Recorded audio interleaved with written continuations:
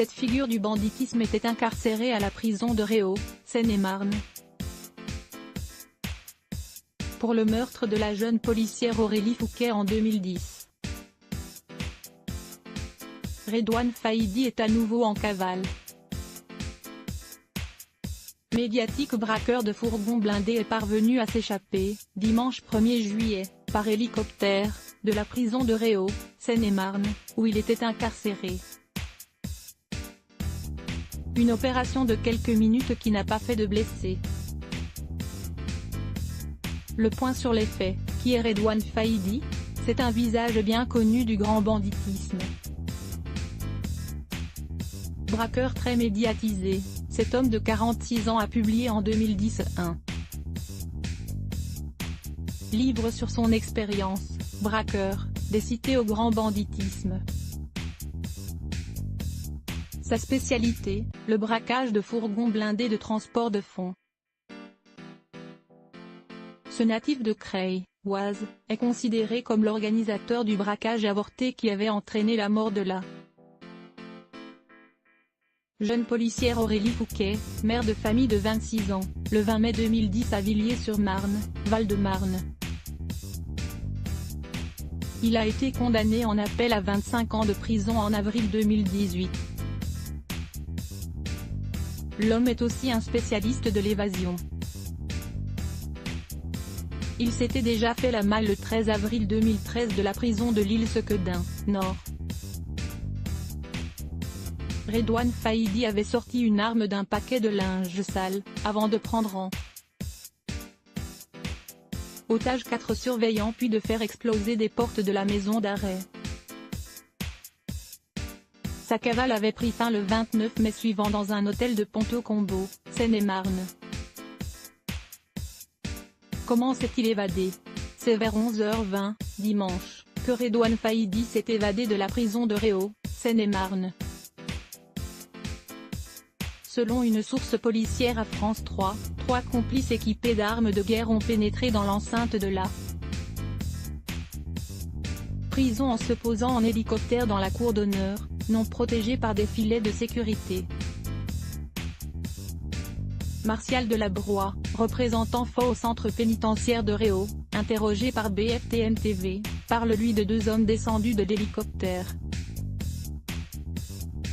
Cagoulés, habillés de noir et armés, ils ont allumé des fumigènes et disqué les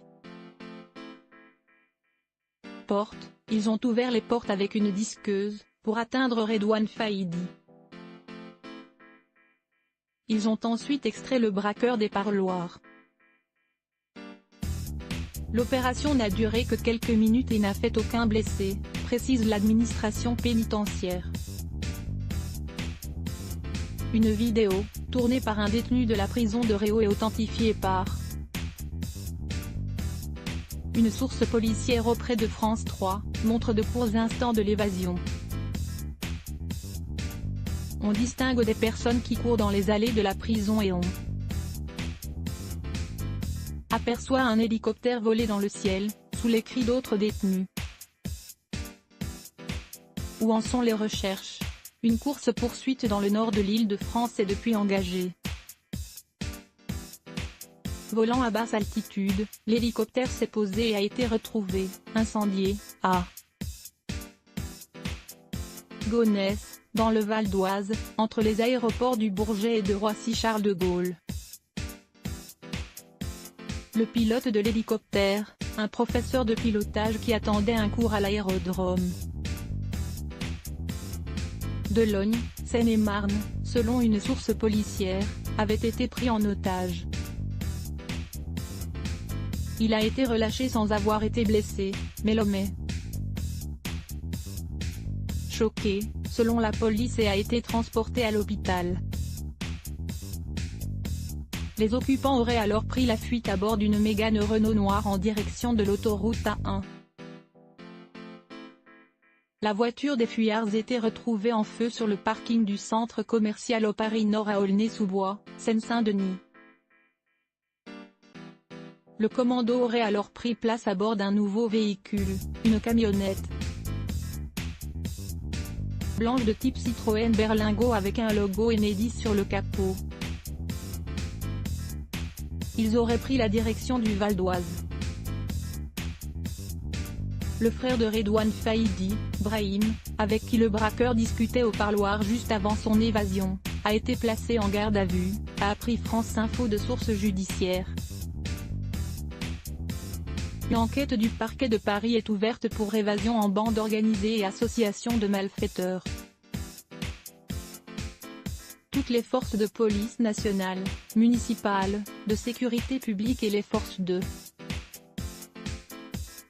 gendarmerie sont en alerte afin d'empêcher que Redouane Faïdi ne gagne l'étranger. La police aux frontières est mobilisée, notamment à la frontière belge, car la voiture a pris la direction du nord.